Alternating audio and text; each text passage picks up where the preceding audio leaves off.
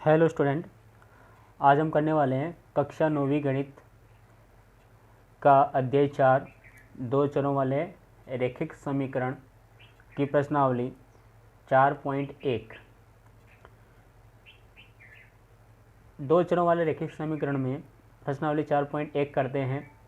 पहला प्रश्न यहाँ है 4.1 का पहला प्रश्न कि एक नोटबुक है तो उस नोटबुक की कीमत एक कलम की कीमत से दोगुनी है। इस कथन को निरूपित करने के लिए दो चरों वाले रैखिक समीकरण लिखिए। तो प्रश्न ही दो चर वाला है, तो हम यहाँ पर एक बार एक नोटबुक की जो कीमत है उसको x मान लेते हैं और कलम की कीमत को y मान लेते हैं।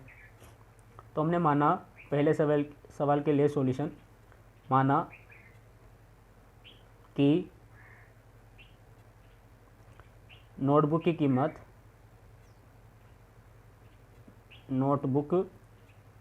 कीमत x रुपये तथा कलम की कीमत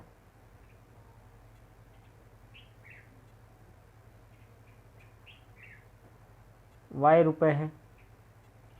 प्रश्नानुसार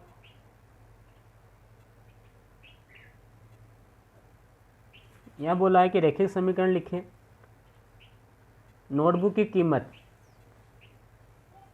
यानी कि x कलम की कीमत से दोगुनी है, तो कलम की कीमत हमने मानी y और y का दोगुना यानी कि 2y ये बराबर है या दोगुनी है, ऐसा बोल सकते हैं हम यहाँ पे। तो इसको पक्षांतर करके हम इधर लेके आ जाएंगे, तो ये हो जाएगा x माइनस 2y बराबर 0। तो ये इसका आंसर हो गया। अगले प्रश्न की ओर बढ़ते हैं हम। प्रश्न नंबर 2 के निम्नलिखित रैखिक समीकरणों को ax plus b y plus c बराबर 0 के रूप में व्यक्त कीजिए और प्रत्येक स्थिति में a, b और c के मान ज्ञात कीजिए। तो इस दूसरे का हम पहला सवाल करते हैं। दूसरे का पहला सवाल करते हैं।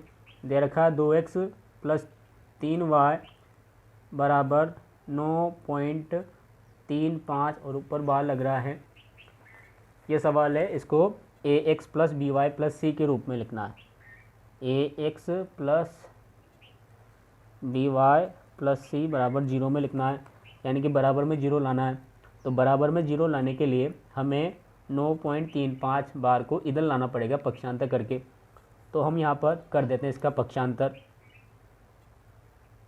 पक्षांतर करने पर पक्षांतर करेंगे हम यहाँ पे, तो ये बन जाएगा 2x प्लस 3y, ये प्लस की संख्या है बराबर से इधर आएगी माइनस की हो जाएगी, माइनस का 9.35 बार बराबर 0।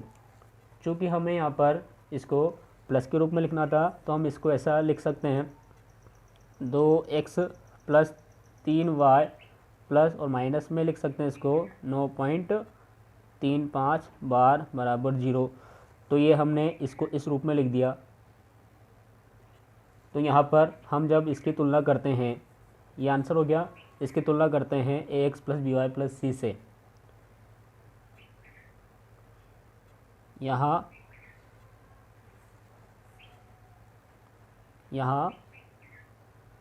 ax plus b y plus c बराबर 0 से तुलना करने पर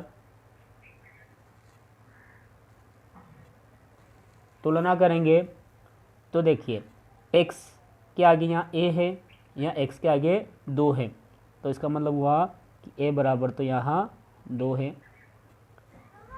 b यहाँ पर है y के सामने, तो y के सामने यहाँ 3 है, तो यहाँ हो गया b बराबर 3।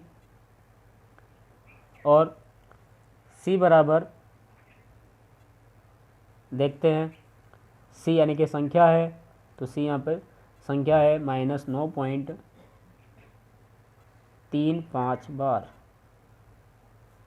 तो ये दोनों इसके आंसर हो गए। ये तो इसका समीकरण रहा और ये a, b, c के मान रहे। आगे और सवाल करते हैं इसके। अब इसका दूसरा सवाल दे रखा है x माइनस वाई बटा 5 माइनस 10 बराबर 0। इसको भी हमें लिखना है। देखिए ये दे रखा है, सबसे अच्छी बात है बराबर पे 0 है, तो इसको ही सारे को प्लस के रूप में लिखते हैं। तो ये इसको इस प्रकार से लिख सकते हैं हम, x प्लस इसको लिख सकते हैं हम -1/5 और y -10 को लिख सकते हैं हम प्लस -10 बराबर 0। तो इसको हमने ax plus b y plus c के रूप में तो लिख दिया, ये अपना पहला आंसर हो गया। अब यहाँ पर तुलना भी करते हैं, तो तुलना करते हैं ax plus b y plus c बराबर 0 से तुलना करने पर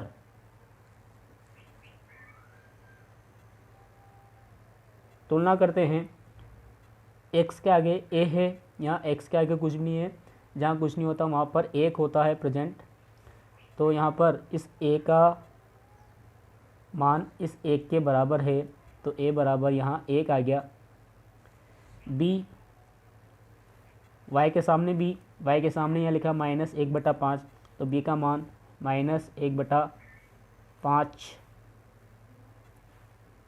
वैसे ही c के यहाँ पे लिखा -10, तो c बराबर -10। ये इसके आंसर हो गए। ये ax plus b y plus c के रूप में हो गया और ये a, b और c के मान हो गए। इसके बाद वाला सवाल देखते हैं। दे रखा है -2x प्लस 3y बराबर 6। सबसे पहले x को पक्षांतर करके इधर ले आते हैं, तो ये बन गया -2x प्लस 3y माइनस 6 बराबर 0। इसको वैसे ही प्लस के रूप में लिखेंगे, लिख सकते हैं यहाँ -2x प्लस 3y प्लस और इसको लिख देंगे कोष्टक में -6 बराबर 0। ये तो हो गया ax plus b y plus c के रूप में, तो a का आंसर तो ये हो गया। यहाँ तुलना कर देंगे ax plus b y plus c बराबर 0 से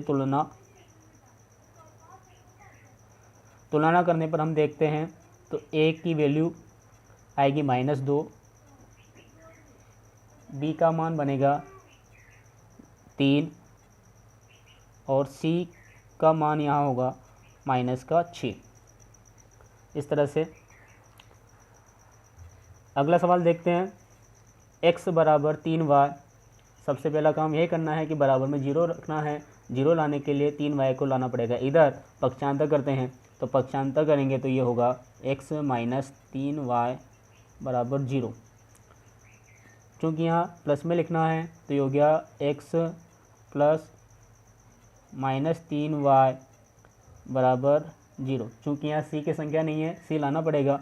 c लाने के लिए हम लिख सकते हैं इसके साथ ही x प्लस -3y प्लस 0 बराबर 0। तो ये हो गया ax plus b y plus c के रूप में। तुलना करने पर, तो तुलना जब हम करेंगे तो यहाँ पर a का मान बनेगा x के सामने का गुणांक, तो x का गुणांक कुछ नहीं है यहाँ, तो 1 है। जहाँ कुछ नहीं लिखा होता वहाँ 1 होता है, तो x का गुणांक 1 है, तो a बराबर 1।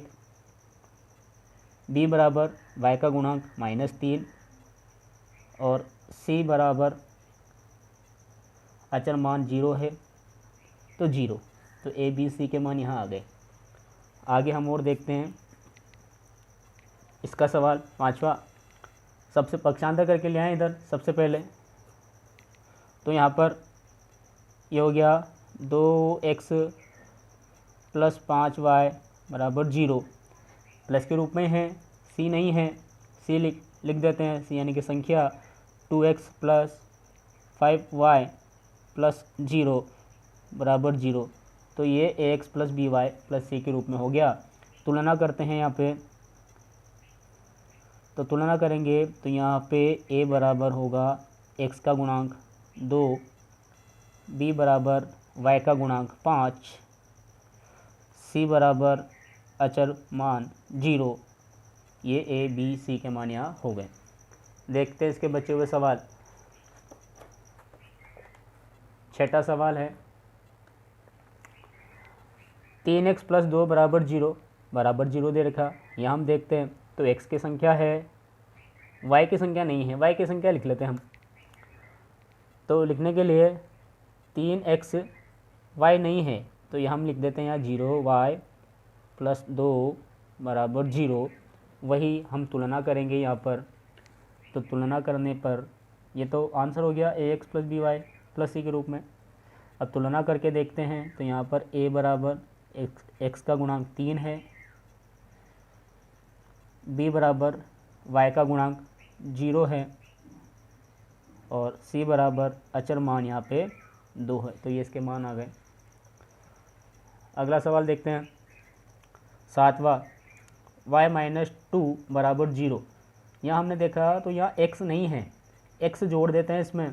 तो x जोड़ेंगे तो लिख सकते हैं हम 0x + y - 2 बराबर 0।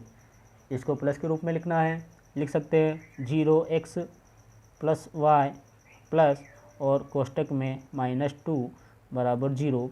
तो ये ax + by + c के रूप का बन गया। साथ ही यहाँ पे मान लिखते हैं हम, तो यहाँ a यानी कि x का गुणांक 0 है तो a बराबर 0, y यानी कि b का गुणांक लिखना है तो b का गुणांक यानी कि b लिखना है, यानी कि y का गुणांक 1 है तो b बराबर 1 और c बराबर अचर मान -2। ये इसका आंसर बन गया। लास्ट सवाल इस प्रश्नावली का दे रखा 5 बराबर 2x। पहला काम यही करना है, बराबर में 0 रखना है, पक्षांतर कर देंगे तो 5 - 2x बराबर 0। चूँकि x की संख्या पहले लिखनी है इसलिए -2x पहले लिखते हैं और 5 बाद में लिखते हैं बराबर 0। x है y नहीं है, लिख लेते हैं -2x + 0y + 5 बराबर 0। तो ये ax + by + c के रूप का बन गया। अब यहाँ पर तुलना करते हैं तो इसकी तुलना हम कर देते हैं ax + by + c बराबर 0 से। तुलना करने पर हम देखते हैं कि यहाँ x का a है तो a बराबर होगा x का गुणांक यानी कि -2, b बराबर y का गुणांक यानी कि 0, b बराबर 0 और c बराबर यानी कि अचर मान, तो यहाँ अचर मान 5 है तो c का मान 5 हमने लिख दिया और ये इसके आंसर आ गए। और इस तरह से आज हमने एक्सरसाइज 4.1 पूरी कंप्लीट कर ली है।